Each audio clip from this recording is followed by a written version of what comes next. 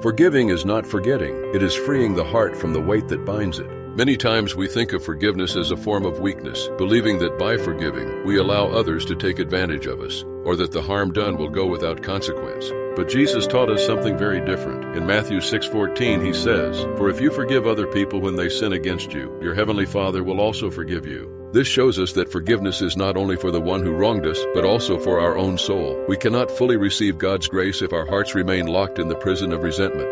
Forgiveness does not mean that what was done was right, nor does it invalidate the pain we feel. Forgiving is not justifying the harm. It is choosing peace over resentment. It is recognizing that what hurt us does not have the right to keep controlling our lives. Sometimes we hold on to anger as if it were a form of protection, but in reality, it only consumes us. God does not ask us to ignore our wounds. He asks us to surrender them to Him. Only in His love do we find healing. When we choose to let go of resentment, we are not allowing injustice to win. We are allowing God's love to triumph. Forgiving does not mean being weak. It means being strong in God. Jesus demonstrated this on the cross. Despite being betrayed, humiliated, and crucified, He cried out, "Father, forgive them, for they do not know what they are doing." Luke 23:34. If Christ, in the midst of His suffering, could forgive those who condemned Him, how much more can we trust that God will give us the strength to forgive?